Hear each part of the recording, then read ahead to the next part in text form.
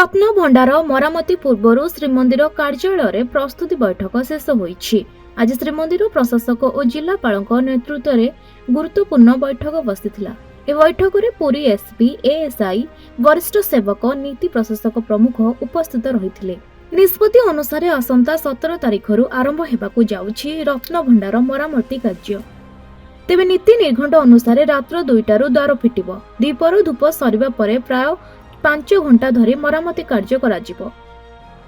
वर्तमान तो जल्दी आपण जानिथिबे कि वर्तमान सरकार द्वारा अनुमोदित मार्गदर्शिका अनुसार कार्यटी हमर संपन्न होउछि एवं वर्तमान प्रक्रिया है रत्न भंडार संपूर्ण भाव में मरामती कार्य को संपन्न करबा एंड तापर गणति मणति हेबा।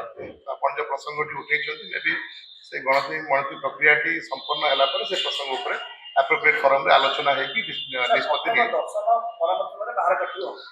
एवं हाँ हमर जो जंती कहली ये समस्त कार्य रे नीतिर सठिक भाव में परिचालना एवं भक्तंकर दर्शन श्रृंखला भी एक मुख्य विषय अच्छी एवं आपण जंती मेंशन कले कंप्लीट हमर ए प्रोसेस समय रे बाहर काटा दर्शन टी चालू रहे डेफिनेटली जहाँ भी मतामत आपनकर अच्छी कि हमर विभिन्न महल रु अच्छी तो आगामी दिन रे हमर एप्रोप्रिएट फोरम रे इश्यू के हम उठेबे एवं तापर निष्पत्ति डेफिनेटली तार हम जंती कहली वर्तमान सेमती किछि आलोचना हेई नाही बट डेफिनेटली ए प्रसंगटी विभिन्न समय रे आलोचना परिसर भुक्त हेछि। पर्सनली मु तो सेमती कोनसी आलोचना रे पार्ट हेई बट डेफिनेटली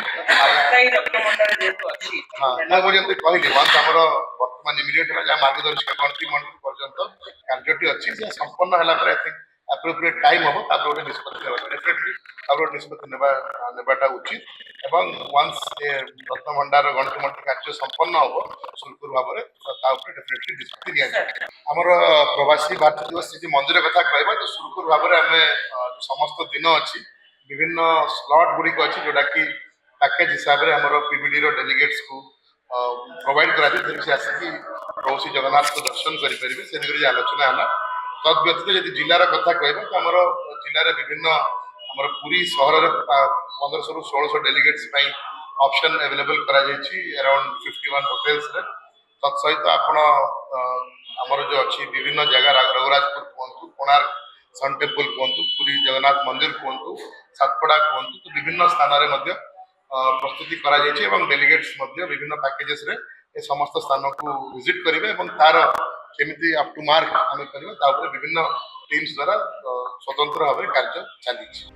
तेबे जीपीआर और जीपीआर सर्वे रे चिन्हट होइतबा रत्न भंडार कांथ एवं चट्टाण रे मरामती करा जिवो। विशेषकर एही मरामती समय रे विभिन्न प्रकार रासायनिक सामग्री व्यवहार करी मरामती करा जिवो।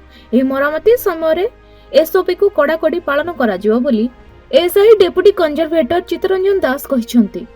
मरामती समय डाक्तरी टीम अग्निशम कर्मचारी एवं एएसआई रो स्वतंत्र टीम उपस्थित रहिबे।